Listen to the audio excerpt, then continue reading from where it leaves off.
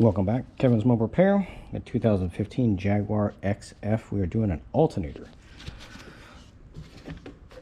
You will need to take off the upper air hose assembly so you can get to the belt tensioner. It's just going to be a worm gear clamp there, one here, and a 10mm right here.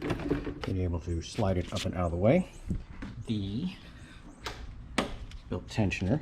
This is a supercharged one, so it's going to have two belts.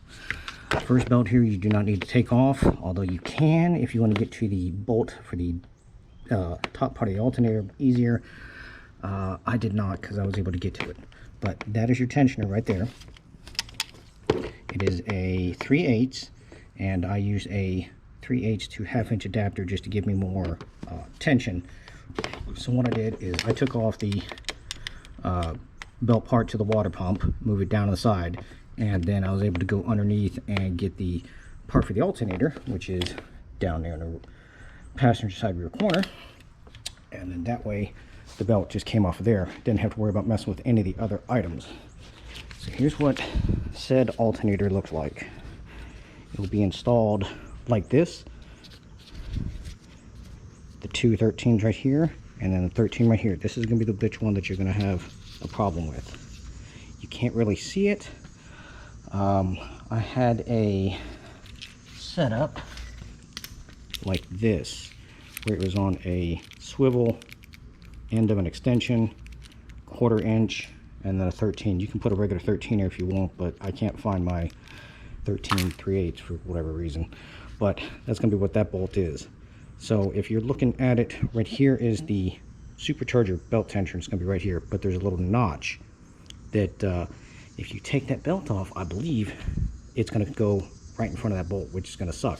So that's why I left that belt on. The second reason, I was able to start off with it up here. See, because there's the supercharger tensioner right there, but there's a little notch right below it. You can't really even see.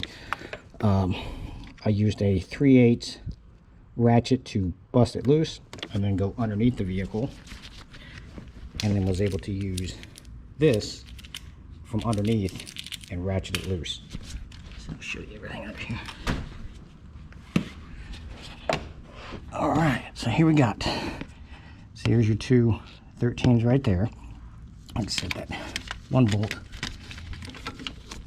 is going to be right there. I'm not sure if you can see it. I'm looking right at it right now. It's not a very fun spot to get to. Pretty tight. You can't really take this off. This is for a high pressure oil pump or fuel pump. I'm guessing it's a fuel pump because of the way the line looks. But either way, there's also an easy way. There's a little cover that I'm going to put back. I'm just showing you for purposes right now. But the little cover goes right here. You can take that cover loose, and you can gain access to the power supply for the alternator itself, which is this cable. It's a 13 as well. The connector back in the back, you can see it right there. I had a fun time getting to it. It did not want to release, so I got the alternator down to where I could get the connector facing in front of me, and I was able to get a couple of picks and stuff and pop it loose, but it didn't want to come loose where it was at. And then once that's done, it comes right out through the bottom. Same way going back together. I wrapped it around the belt. I went ahead and put the 13 for the one facing the opposite direction, the bolt there. I put it in before I actually put it up in there, so I didn't have to worry about fighting, trying to find the hole all the way up there. Once I got it kind of in place, then I put your two 13s right here in and started to tighten them up. Once I did that, then I was able to get to the one up there from underneath here. And then reconnecting everything up top is easy once all that stuff is done. But so we're going to go fire this up and let it charge the battery back up.